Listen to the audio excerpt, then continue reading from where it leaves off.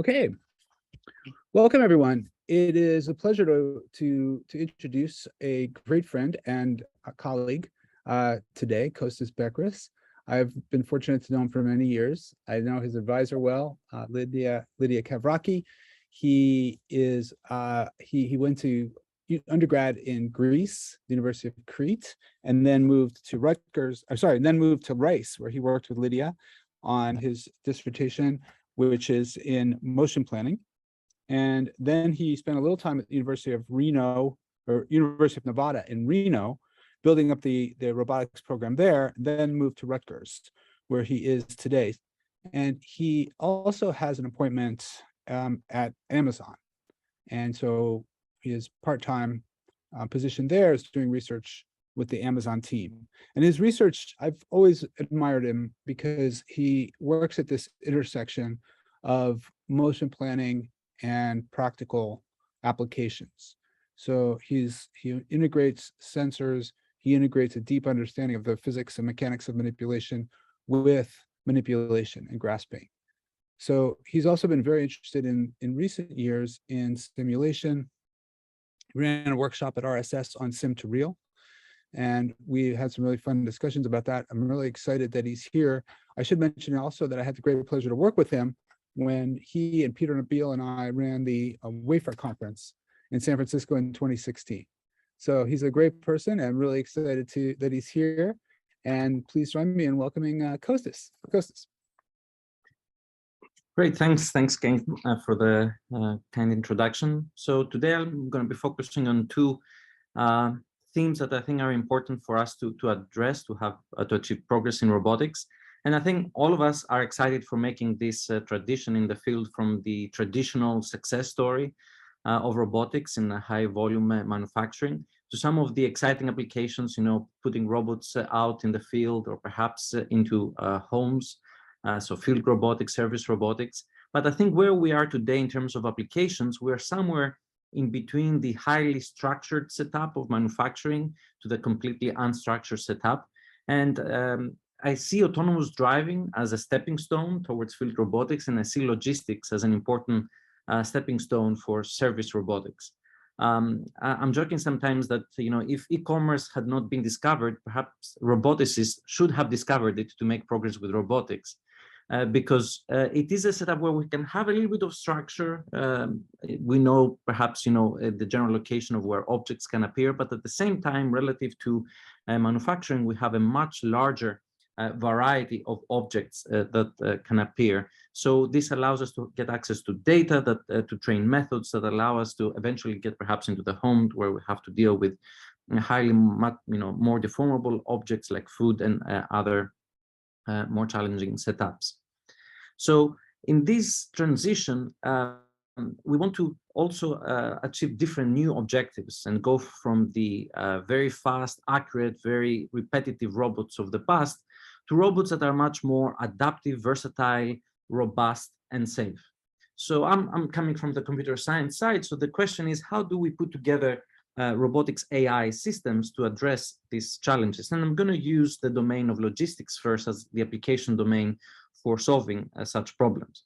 So I'll go back in time in my academic career and go back in 2015, where Amazon announced their picking challenge. So we were tasked, academic teams to pick objects from a shelf. So we had to detect that object and be able then to pick it up and drop it into a bin. So, we had a limited amount of time, so we tried to put a system that was executing, rather a textbook architecture: sense, plan, act. We were first reasoning about the order of objects to pick, then the perception was responsible for detecting objects, estimating their 60 object pose, and then we planned towards specific grasps and collision-free object motions to do pick and place, and then we executed that. I think this is a very popular pipeline, and one can ask what could go wrong, in the Amazon picking challenge with this sense plan architecture. Well, everything can go wrong, right? Your sensing is going to have noise, maybe erroneous. Your planning may not discover solutions even when they exist, given computational limitations. Your execution may be erroneous, and this is where we have this emergence of this gap between perception and planning, and how the communities have kind of developed solutions independently, not necessarily thinking of the integration in the context of robotics. As a motion planning person, very frequently we assume that perception has solved all of the problems in terms of providing us an accurate representation.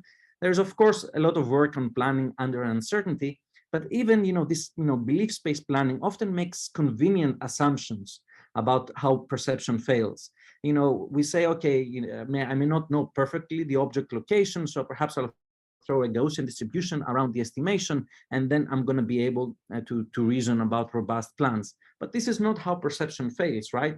You may not be able to see at all an object that exists, or you may see phantom objects that actually do not exist in the environment.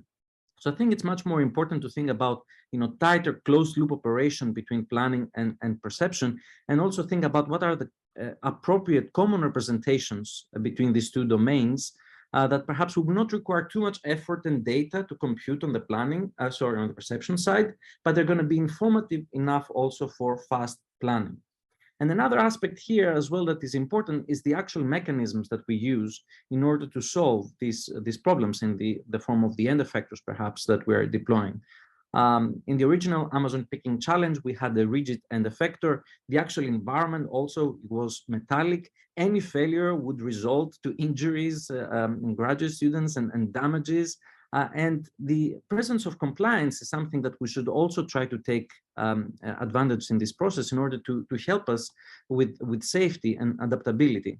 And a big part of the community is focusing actually on this, mechanical intelligence and how robotic mechanisms can actually help us solve a lot of these problems. And I'm a big fan of the development in the field where we're also transitioning towards softer robots. For instance, we collaborate a lot with Aaron Dollar's group at Yale, and he has been building adaptive hands. They're under-actuated. So in some sense, in that case, the hardware helps you a little bit not to have to perceive and plan everything perfectly. The hand adapts naturally to the shape of objects and to sensing noise. At the same time, especially for this emergent domain of soft robots, this is where some of our traditional modeling tools are having some of the bigger challenges. These are the types of robots that are more difficult to precisely model and accurately predict what will be the effect of their actions. So some of the traditional analytical tools for control are much more difficult to apply, which motivates the use of some data-driven solutions. For instance, you may want to use reinforcement learning for control. But even in this case, if you're going to go in developing a data-driven solution for control, now data requirements becomes a question. You may have to collect a lot of experimental data with your robot in order to train the RL-based controller. So again, you would benefit from the presence of a model, of a simulated model, to train the solution first in simulation, so as to reduce the need for a lot of experimentation with a physical platform, which is, quite cumbersome and it requires manual effort. So this other gap that is important is that we will always need models in the end, even if we're going to use analytical methods or data-driven methods, and we have to see how we can reduce the difference between those simulated models and how the robot behaves in the real world. So I'll try to get into how we are trying to approach these two gaps, and I first will focus on the gap between perception and planning, especially in the context of robot manipulation. And I'm going to assume in this discussion that our sensing information that we have available comes in the forms of RGBD data. I'm not going to get into tactile information. Our work has been primarily on vision-driven manipulation. And we'll try as well to use compliance as much as possible in a lot of the efforts that I'm going to be describing here. So let's get into another case study of a manipulation challenge that we worked on. Before I describe this traditional sense plan act implementation for the Amazon picking challenge, let me talk to you about a packing project that we worked on a few years later, back in 2019. our challenge was to pack objects that appear originally on a bin in an unstructured pile. For instance, you could have this toothpaste and this soaps, and you want to tightly pack them into a new bin, and you have to transfer them. And we assumed that what we had access to was a minimalistic end effector, just a suction-based end effector, and we had a 7 degree of freedom KUKA arm, 2 RGBD sensors, one focused on the picking scene and one focused on the placing. And the first thing that we did, we went ahead and did the baseline approach. We would sense to detect the objects in the original bin. We would pick them and then place them into the target bin. And what can go wrong? Again, every step of this process can go wrong. And now you have to think about the feedback loops that you need to introduce here so as to make the solution robust. So the actual pipeline that we ended up implementing so as to solve this problem had a lot of those feedback loops where, what if you try to pick the object in the initial unstructured pile and the picked failed? What if the transfer failed? You have to resense and reevaluate what happens in the environment. And we had to develop in the end adaptive behaviors that would actually allow us to solve the problem effectively. So let me focus into specifically 3 behaviors that are allowed to deal with failures. One is to topple the object in the original bin, to adaptively place it and push it into the place scene, and also perform corrections during the final placement. So what can go wrong in the pick scene is that you may try to pick a specific object. Let's think about these cuboid soaps, and you want, let's say, to place them in their large support surface. But what has actually been exposed in the pick scene is another surface, and you are using this simplistic end effector, the suction cup, which does not provide within-hand manipulation capabilities. So how can you reorient the object so as to expose the surface that you would like to pick from, so as to place it with a desired orientation in the place scene? Although you have a minimalistic end effector, you can still do some form of reorientation by taking advantage of the environment. For instance, you can try to figure out locations inside the pick region where you can place the object and then topple it, use actually the suction gripper as a finger to drop the object and expose the desired surface, from where now you can apply the suction cup and place it into your target region. Now, when you go to place it into the place bin, you may think, okay, I want to place it exactly where I want it to appear.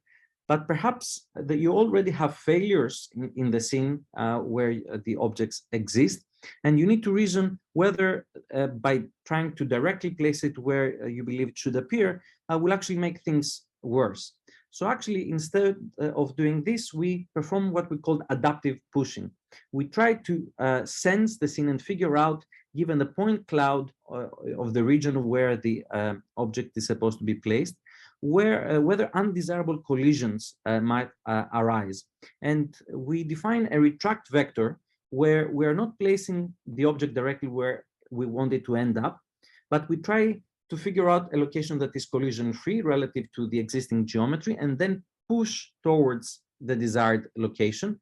And this pushing also has the effect that it kind of packs the objects that are already there. So we place it somewhere that actually minimizes collisions and then adaptively push towards the target location. Finally, you may even have these failures where you place an object, but actually now it stands on top of some additional, some of the existing objects in the scene. Your suction cup can still be used as a finger. You can drop objects to align them in the same surface, and then you can also pull them up in order to tightly pack them. So again, you have to have these operations that you're reasoning about all of the failures so as to be able to address your problem reliably.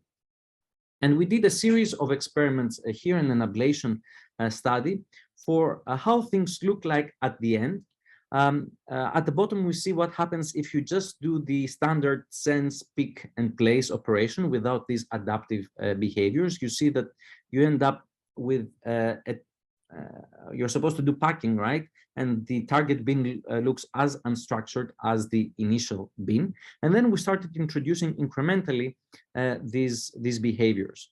So if you perform toppling in the initial bin and your corrective actions at the place seen, but you do not adaptively push, then you may not be able to place all of the items. Actually, the second row from the bottom corresponds to not actually performing toppling in the pick scene. If you don't do adaptive pushing in the place scene, you're seeing that again the objects are quite in a structured configuration. Without corrective pulling, at the end, there may be a lot of gaps between the objects. But only once you have all of the behaviors described, we were able to reliably execute successful packing.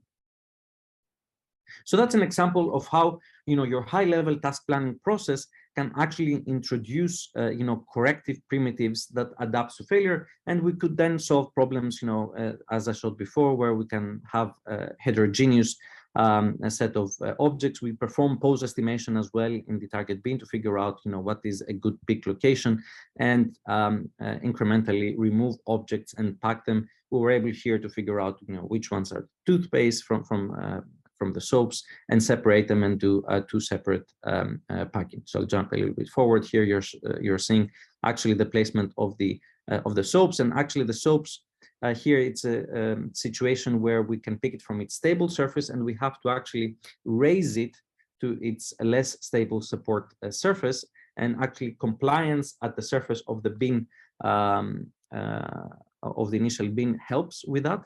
And then we can apply suction in order to place it into the target bin at the desired configuration. Kostas, can I ask a question on this? Sure.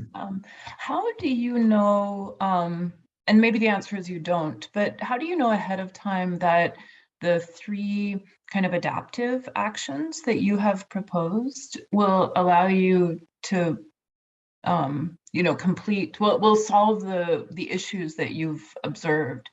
Is there a way to, do you think, in thinking about this, to kind of geometrically capture the issues and then say, aha, I really need kind of these three corrective actions, and with that I think I can span the space of corrections that I need to get the packing result that I want? Yeah, so here we kind of manually define the behaviors by experimentation and figuring out failure modes, and then realizing that how we need to address them. But you're right, it's a very important thing to kind of being able to verify some conditions, so that if you have a target specification for what needs to be achieved, that you can kind of verifiably get to that given all the failure modes.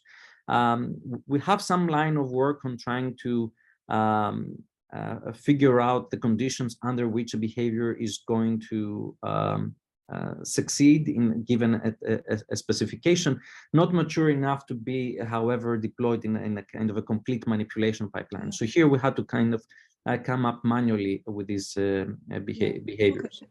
Thank you.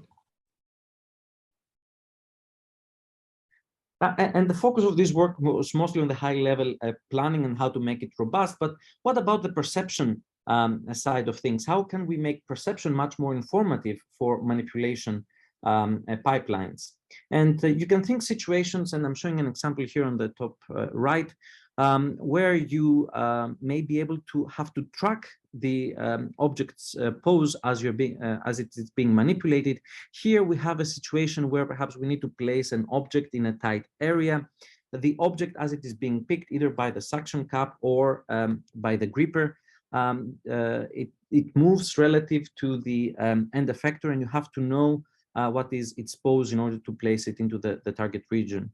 And we started moving more towards perception solutions that are not just generating a single snapshot of the world and then statically react to it as we were doing during the Amazon picking challenge, but we want perception that kind of actually streams continuously information about where the objects are inside the environment, so that your high level now reasoning to be able to adapt to failures because you have the updated information by performing continuous pose tracking for the objects. And so far we have primarily been limiting ourselves to rigid body pose tracking, and we're reasoning about the 6D pose of the rigid body, so the 3D position and the 3D orientation.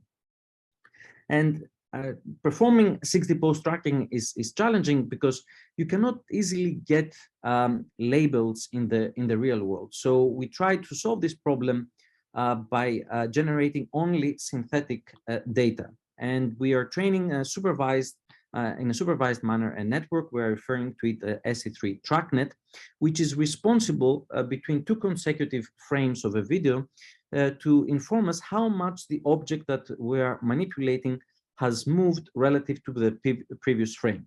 So let's say that at frame T-1 here on the top left, we have received RGB data. We have solved the pose estimation problem at the previous frame. What we are doing then is we're actually generating a synthetic view of how the object should look like given the pose that we evaluated at the previous step in terms of its depth and its RGB image.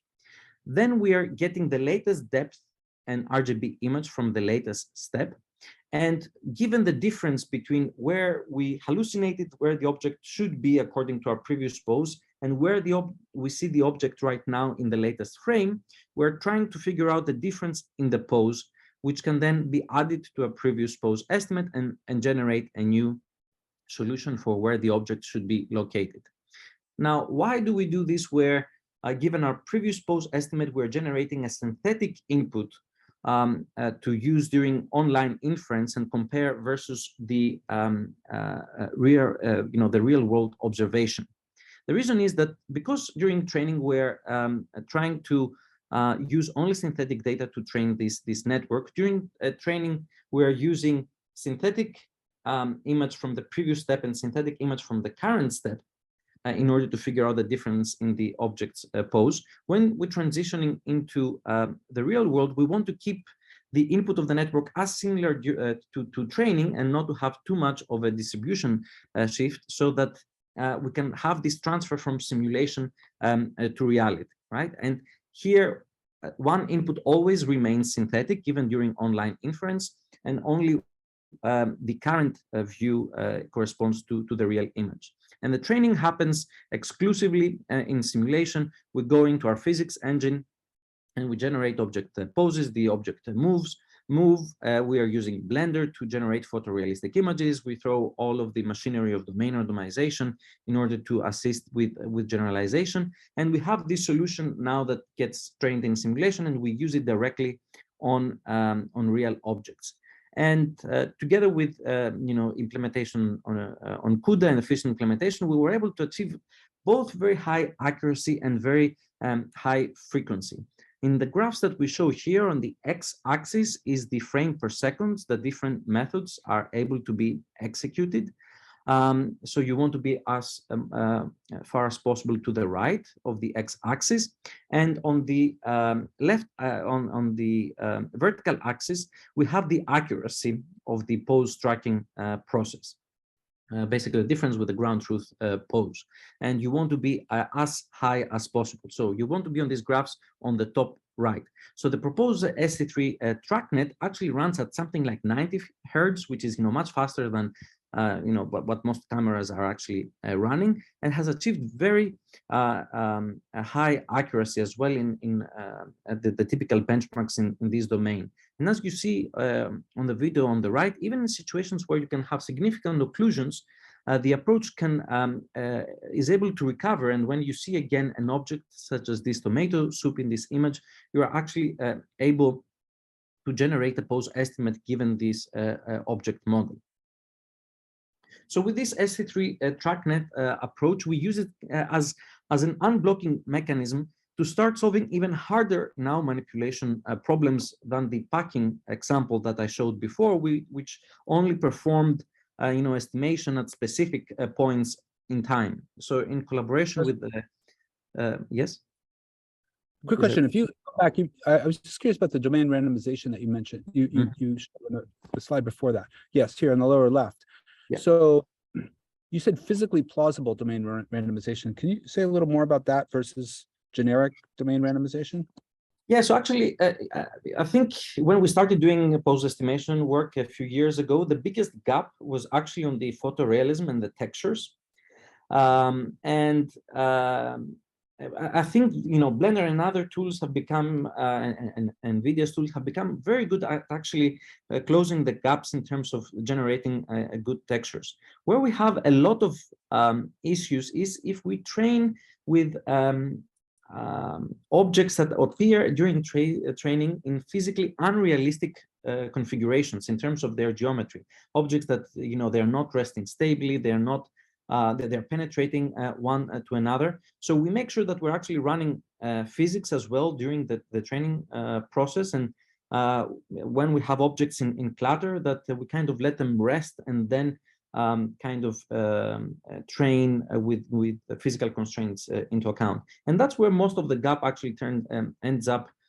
We end up seeing that if you are training in scenes that have very significant shift in terms of the configuration of the objects that you see in training versus at testing time, that's where you may have issues with transferring the solution. Okay. Okay. So the examples on the bottom are dramatic changes in texture, but not changes in sort of stability of the pose. Yeah, we try to have the objects, you know, rather unstable, non-penetrating configurations resting stably. Okay. Thanks.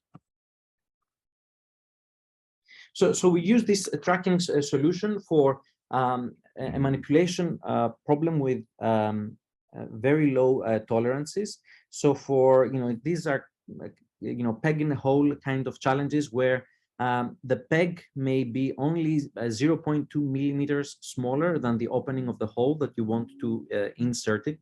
And what happens in this domain is that, you know, as you're trying to insert the peg in the hole, you're going to have a lot of contacts. As the object touches the periphery of the opening that you want to insert, and every time that you have the contact, the object moves relative to your gripper, and we're using adaptive hands, which help us again with compliance, not to have to be too accurate in terms of our control and sensing, but also allows the object to move relative to the end effector. So tracking is very important in this setup to figure out exactly where the object is located during those contacts. And we're running, you know, this you know, visual tracking that I described before. So we're streaming 6D object poses continuously into a manipulation, planning, and control pipeline that reasons about a sequence at a high level, a sequence of operations that need to be performed. Your object kind of has to touch the opening of the hole, it has to be reoriented and then inserted. And it reasons on how to kind of move the fingers so as to achieve desired changes in the SE3 pose of the object, so that this is going to be achieved. So this integration of high fidelity visual tracking with you know, manipulation, planning, and control allows now to solve some of these classical peg in a hole problems in the wild. And again, this is very low tolerance, you know, 0.2 millimeters to 0.5 millimeters tolerance for different types of objects. The actual manipulation, planning, and control pipeline doesn't reason specifically about the object geometry. It figures what are the changes in SE3 pose that it needs to achieve given what the tracker returns, and then performs the actions for how the fingers need to be manipulated. And this pipeline has a lot of elements, you know, has compliance, has visual tracking at relatively high frequency, and it also kind of closed loop operation between the planning and the perception. So we wanted to evaluate which component of the pipeline matters the most. So we did this ablation where, you know, for we run the whole pipeline for different types of objects, and we tried to execute a lot of experiments and measured, you know, whether within a certain point in time we were able to successfully place the peg in the hole. And you can see the successes on the left side, right? So we ran 12 experiments per object, and we were in the range of 9 to 11 experiments that worked. Now, on the right-hand side, we started removing each of the components that we believe helped the system. What if we removed compliance?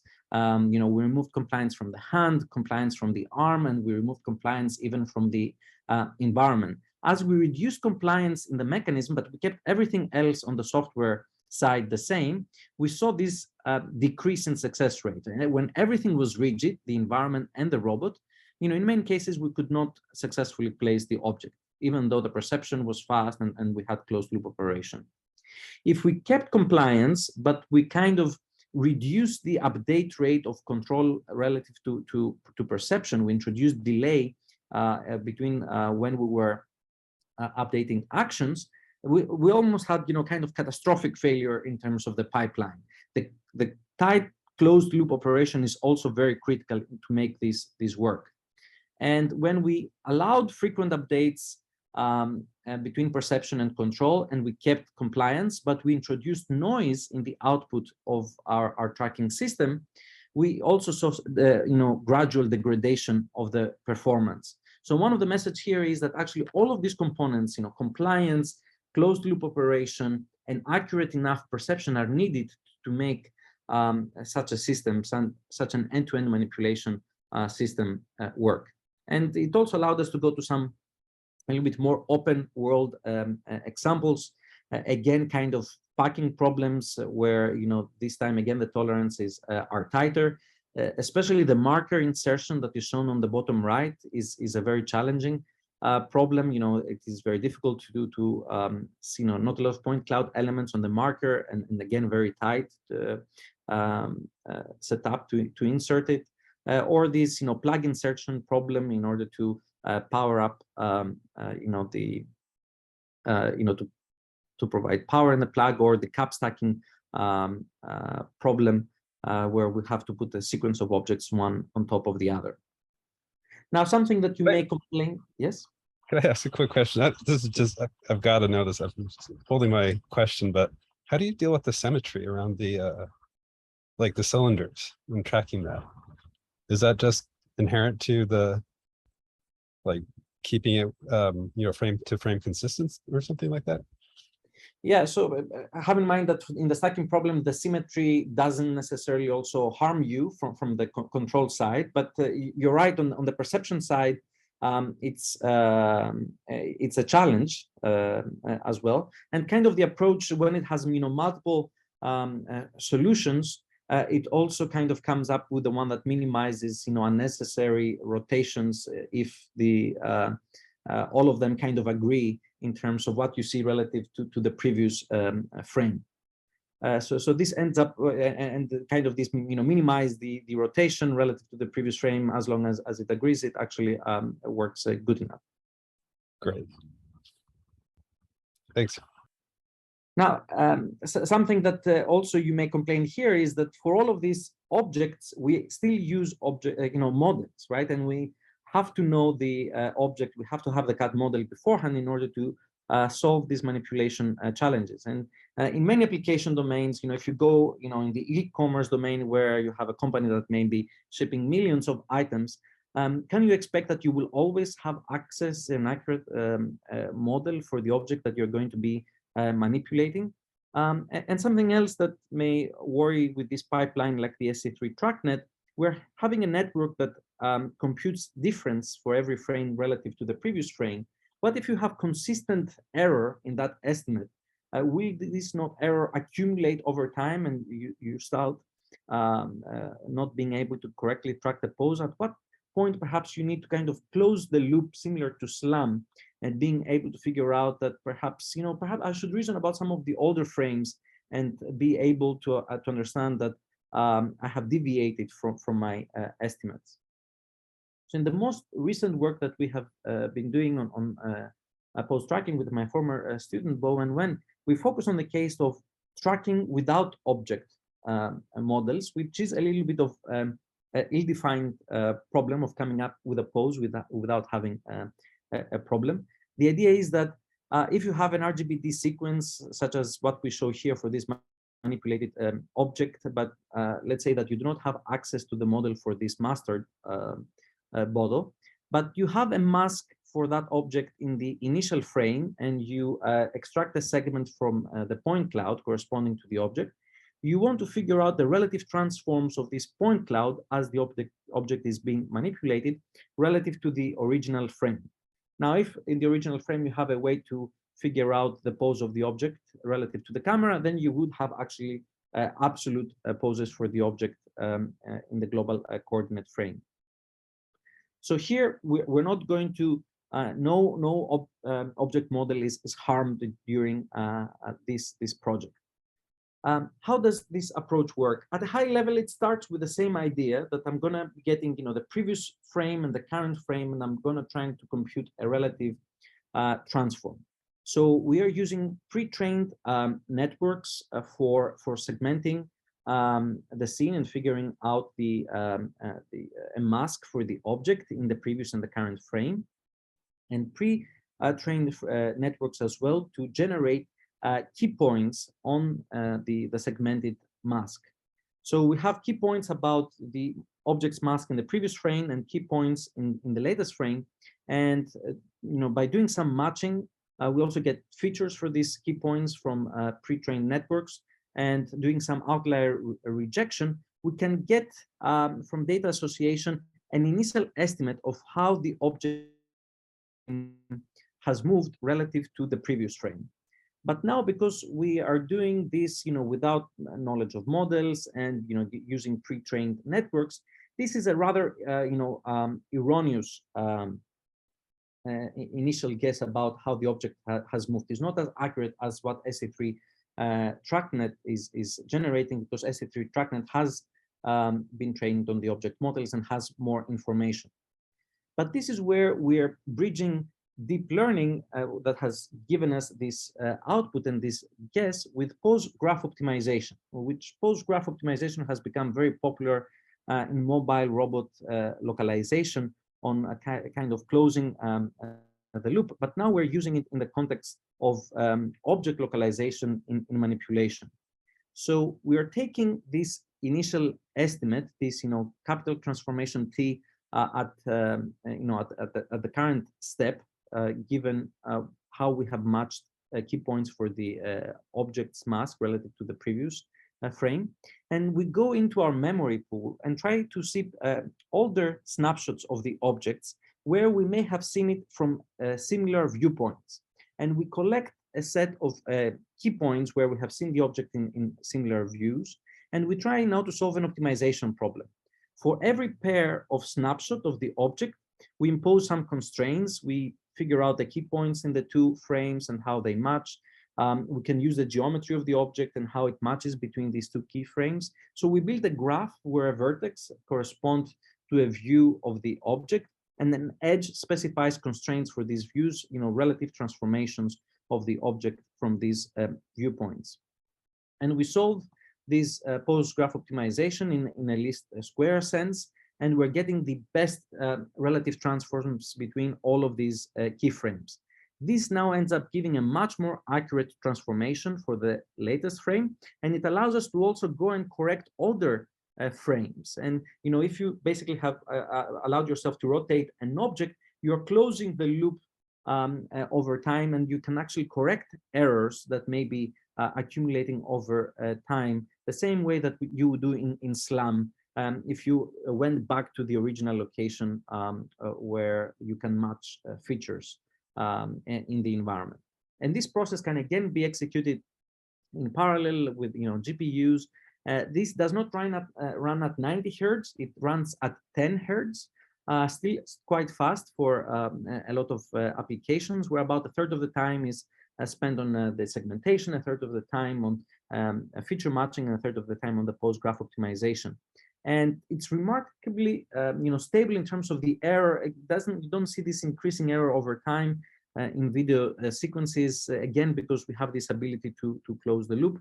And although it doesn't use models, it actually behaves even better in some of the popular benchmarks than some of the category level pose tracking methods. I'll show you some qualitative results here in a popular Knox data set. On the bottom left is the ground truth object poses. right next to it, you can see the output of bundle track and how stable the output is and very similar to the ground truth versus both category level and model-free approaches for tracking, where the error very quickly increases and you have these unstable estimates, which really, it's going to kill a manipulation pipeline. In our own data set that we have released for the YCB manipulation of YCB objects inside an effector, again, you can see on the top left, ground truth poses, and the bottom right, you see our solution. You see the solution of TrackNet, which has access to the object model, as well as solutions that have access to the category level or model-free approaches, which very quickly also deviate in their estimates. But bundle track without the need for object models is able to keep tracking the object. And again, we use this approach as in order to unblock ourselves in the context of complete manipulation pipeline. And we try to solve the following problem. Again, it's a kind of a tight insertion and assembly type of challenge. Think of a setup where you want a human worker to demonstrate only once how to perform a task. Here, we're showing how to insert a gear into a receptacle. And you may have access offline for examples of such gears and corresponding to a category of gears where all of them have an opening in the middle that allows them to be placed. And then you want your robot to execute a similar behavior of inserting this, a new type of gear, perhaps a gear that you have not seen during your offline training. And similar can be inserted into such a receptacle. And you can see on the top right execution of a robot on a different type of gear. And here we used our tracking solution as a category level object tracking approach. So the pipeline for this solution is quite complex. I want to emphasize that there are kind of three high-level steps. There is an offline representations for how to think about objects in the same category. We refer to that representation as the non-uniform NOx, non-uniform normalized object coordinate space. We do this offline training first, then we see the video that the human demonstrator is performing the task, and then we're performing the online execution. And both during the demonstration video and during the online execution, we're using the bundle track approach that I described before to keep track of where the object is located, both when the human manipulates it and when the robot is moving. But how are you going to be able to follow the trajectory that the human demonstrated into a new type of object from the same category, which object you have not seen before? The idea is that first you're going to reason about how you map point clouds of objects in this category to a pose and a scaling space. So a 9-dimensional space that says, I'm able to go from any object in this category to any other object in this category and figure out that the current view of this object corresponds to a specific 6D pose and a 3-dimensional scaling of that object into a uniform representation for the entire category, which is this Nunox representation that we refer to. So offline, we train with examples of these gears, let's say, as an object category in simulation, and by taking views in simulation of point cloud of these objects, we're able to map them into a 9-dimensional space representing the pose of the object and its scaling relative to other objects in the same category. And then we have the demonstration with a known shape, and we are able to use the network to map at every point in time during the demonstration video the pose and the scaling of that object relative to the abstract category model. Then we basically are having this ability to get the demonstration trajectory and reason about the trajectory in the abstract space for the object category, and we're trying to transferring it into the new object that we have not seen before. It's not one of our example objects during the training of the representation. And what also became very critical for the transfer of the behavior is that we needed kind of an adaptive dynamic attention mechanism for defining what is the coordinate system of the task that is important for solving this task. Here on the left side, we're using the same representation that we are using in our solution, but we reason about the coordinate system to always be the center of the current object that we're being manipulating, given the point cloud that we are detecting.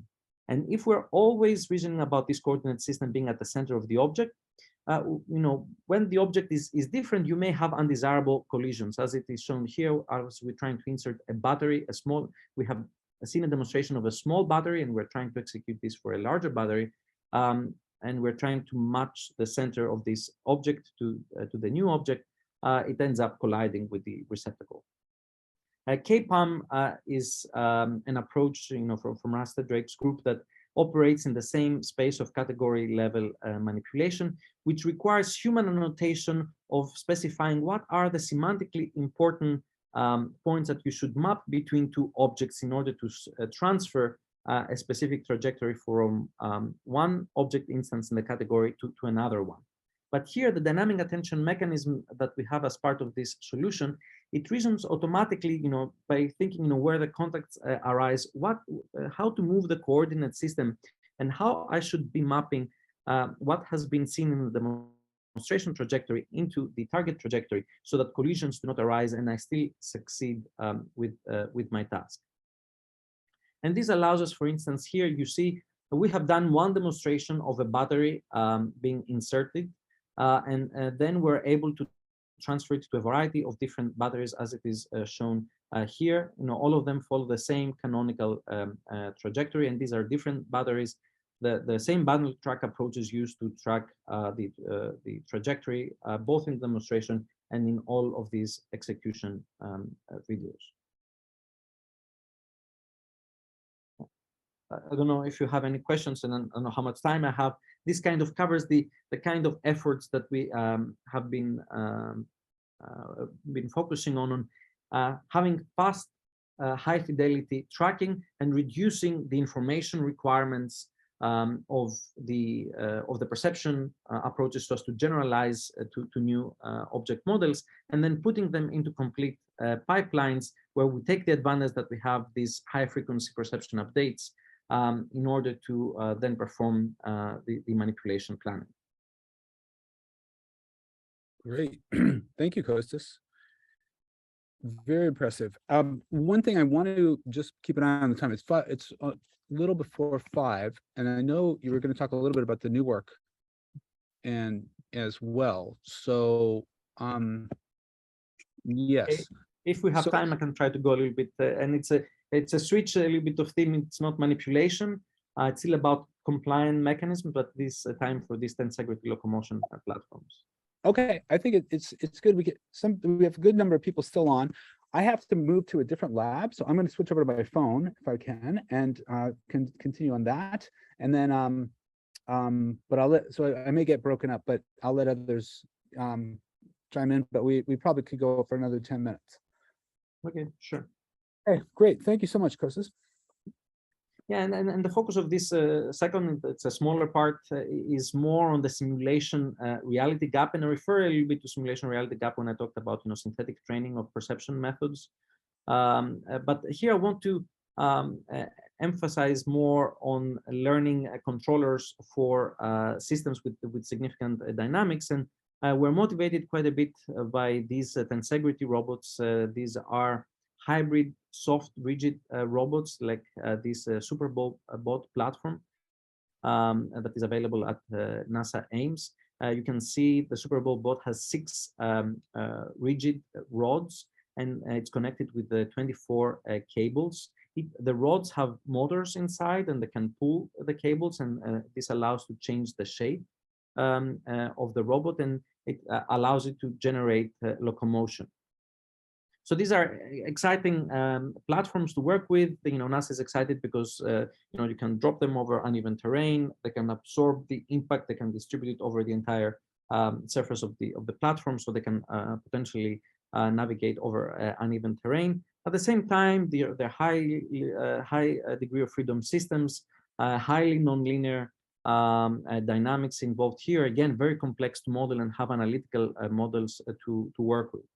So when we started working with them in the beginning, we, I went to my motion planning roots, and at first I wanted to show that we can actually generate with sampling-based motion planning, complex behaviors for these platforms in simulation. For instance, I could show that we can come up with controls that deform the shape of this platform to be able to go under a vertical obstacle. And once the platform was able to go under such an obstacle, it could become taller again and navigate towards its goal, or it could go over uneven terrain like the platform shown here. But we could do this work in simulation, and we could generate complex trajectories for these platforms, but we would not move it onto the real system at NASA Ames. Our motion planners kind of needed to have access to the entire state of the system. The sensing available on the real platform corresponds to IMU measurements on the actual rods, and the NASA simulator as well that we were using, had a gap relative to the real system, so this made the transfer quite difficult. At the same time, Mr. J. Levine and Peter Abil were also working towards applying, one of their reinforcement learning frameworks on the tensegrity platform. So they actually applied a guided policy search on a tensegrity robot, and the team was able to demonstrate that they could actually make one such robot at least learn with reinforcement learning these rolling wheel gait. So the tensegrity can move forward on a straight line. And we got excited, and we tried to use guided policy search to start learning more complex behavior. But we started facing the kind of high data requirements of the RL approach in order to be able to learn more complex behaviors. So for instance, we tried to use the same learned policy to move not on a straight line, but we were trying to hit waypoints on a curved trajectory, and this was facing a lot of challenges. So we looked into how to improve the data efficiency of the reinforcement learning strategy in order to learn more complex behavior. Something that we took advantage of is that we could actually generate in simulation a lot of these complex behaviors using our kinodynamic planners, and we were able to bootstrap the RL with complex strategies that were valid in simulation. There was a gap between simulation and reality, but now the RL had seen more a complex sequence of controls, and that was now, and the RL knew how to map the sensing input that was available on the real platform to these complex behaviors. And we also reasoned about the symmetry of the platform. This Super Bowl bot is highly symmetric. Instead of reasoning about the global pose of the system, we reasoned about its support triangle and being able to move the center of mass over neighboring support triangles, which actually decreased quite a bit as well the data requirements. So we had now this RL approach that was much more data efficient. It allowed us to able to train locomotion gates for navigating over uneven terrain, as we show in this simulation setup here. And I just want to emphasize that what the controller receives as input corresponds to the actual inputs that the real robot has available. Also, the cable rest lengths can be measured, the bar rotation rates, and we also can measure the angle of direction of motion and the angle of direction to a specific waypoint. So this is input, and the output is 24 controls corresponding to the lengths of the cables, and each cable connects to end caps of the rigid rods. So we could now generate this very complex behavior in simulation, including for uneven terrain. But were we able to transfer this onto the real system? So my postdoc at the time, David Surovic, he went in simulation and generated a very harsh environment. We knew that our NASA collaborators were interested in achieving an uphill motion for their platform. So he went and generated this 25 slope, very harsh simulated terrain, and learned in simulation this controller that was able to go uphill in this very harsh simulated environment. And this controller now was able to work actually on the real system in a little bit less harsh environment, specifically for a 50 degrees slope on the real environment, and much flatter actually uphill environment. But you see actually the same controller that David trained in New Jersey. We just shipped it to California at NASA Ames, and our collaborators Jonathan Bruce and Massimo Vespignani there, they run the same controller on the real platform, and it was the first time that they were able actually with that hardware to demonstrate that they could go uphill. And you see how much the controller actually makes the platform have be almost horizontal and have very low center of mass in order to be able to go uphill. So it was a success that we were able to come up with a gate that was now executable on the Super Bowl bot, but it still took quite a bit of tuning to be able to transfer this solution from simulation to the real platform. And this motivated us to actually get into differentiable engines for these very exciting but complex robotic systems, where we could train a simulator just by seeing a few examples of trajectories of the real system, so that then we can use the trained simulator to train policies and then transfer them back to the real system. Now, a lot of the work on differentiable engines, they view the differentiable engine as a large network which receives the current state of the system, the control, and gives you the next state. And then if you have as a label the state of the ground truth next state of the system for the real robot, given the same input, control, and state, then you could compute the loss and train your neural network. Here we tried to build a much more explainable physics engine, looking a little bit more similar to some of the traditional physics engine, where each one of the components, however, is still differentiable, and we could use gradients from the loss in order to train them. The fact that the tensegrities, their soft elements are also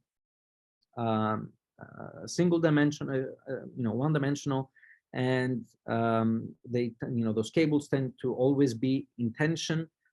Also helps to introduce some linear models here for some of the physical parameters, and to try to learn an explainable set of parameters from the real data, right? So the input here is a trajectory of the real robot, and you try to match it in your physics engine so that the engine closes the gap with reality. One of the challenges that we face as we start, we first tried to do this work in a sim-to-sim evaluation. So we used a model of a tensegrity in MuJoCo as our ground truth system, and then we were trying to train the differentiable engine to match the output of MuJoCo, and started moving incrementally towards more realistic setup, where we would use sensing information to detect where the robot is in the real world, and then train our differentiable engine. One of the challenges is that you have to run your differentiable engine at very high frequency in order to make accurate estimates about what happens at contact points. So we're actually running the differentiable engine, close to, with hundreds or sometimes even thousands of hertz frequency, so as to figure out when the contacts arise, and that's when forces are computed. But if you're going to be getting a real robot trajectory and you're tracking it, you're going to be getting a much lower frequency of observations, perhaps at 30 hertz, whatever your sensor may be running at. So your samples of where the real robot has been may not actually contain the points where the actual contacts happen, and where the interesting physics took place. So there is this mismatch between observations for the real robot and what the simulation frequency is running, which also required kind of an incremental a process where we had to make a lot of predictions with our differentiable physics engine and train the engine in a recursive pipeline where we get very infrequent losses from our ground truth observation of the system. So we also split up the training process. So we first focused on identifying non-contact parameters. So we gave example trajectories first of the platform where we moved it without any context. You know, we were shaking the tensegrity so as to see information about the cable responses, and then we saw trajectories where the platform was executing locomotion gates, and then we identified also these contact parameters. We were able then to learn locomotion policies and execute them back to the ground truth system.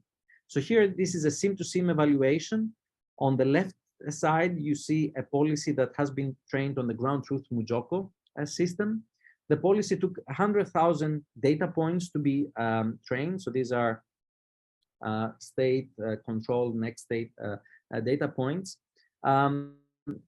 So we required 100,000 data points for the left policy. The right policy is actually trained in the differentiable engine, which required only 1,000 ground truth data points to be trained. And then it was trained in that engine and was transferred back to Mujoko, and it was very similar to the original policy. So with 1% of the data requirements in terms of the ground truth system experimentation, we were able to train a policy that was very similar as the one trained directly on Mujoko. And eventually we got into a real system and performing a real to Sim2Real transfer.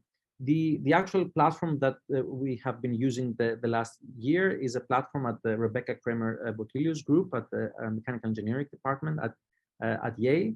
You see here we're using an RGBD sensor that is placed externally to track trajectories of the ground truth platform. So we run initially random policies with the platform to be able to observe it. We run a pose estimation solution to reconstruct where the robot is located. And you see here at the bottom video our reconstruction of the pose estimation. Right. So this robot has 3 bars. So each bar has its position and orientation. So this is an 18-dimensional space that we are tracking. So the real to Sim2Real pipeline here is, execute this random policy on the tensegrity robot, observe the robot and perform state estimation using the RGBD data. Use these low frequency observations from the camera to train your high frequency differentiable engine. And then for this physics engine, learn a policy that you then execute on the robot. Now, the first time that you learn a policy in the engine, there is going to be some gap between the policy executed on the real robot and the simulation.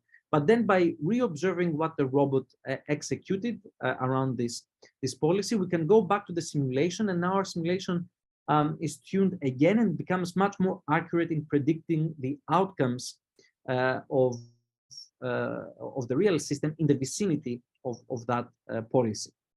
And we bridge quite a bit the gap. On the video on the bottom right, you see the execution of some different types of policies, either straight line trajectories or curved trajectories executed on the real robot and then identified on the simulator. Interestingly, we're actually able to match very well the poses of the real robot and of the simulator, but we cannot match the duration of the trajectory in simulation yet as accurately in terms of what happens in the real world.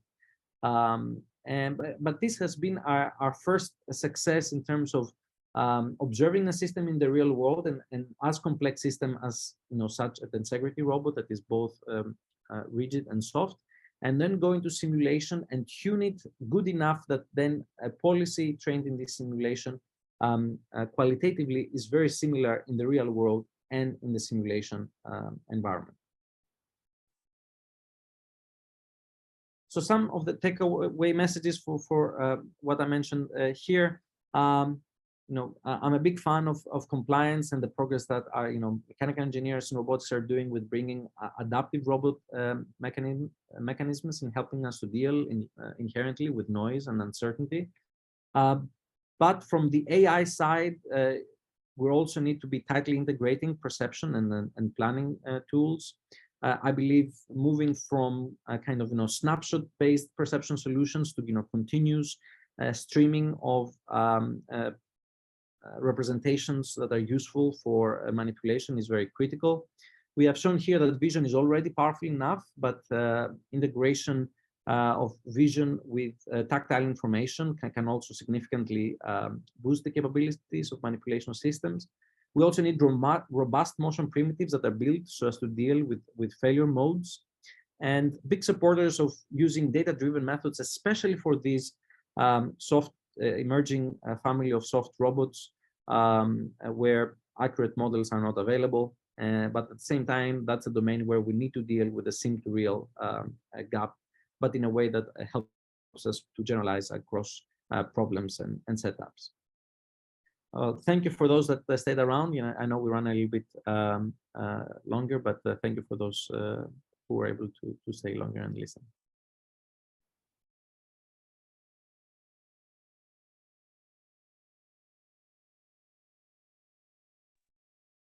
Thank you, Kostas.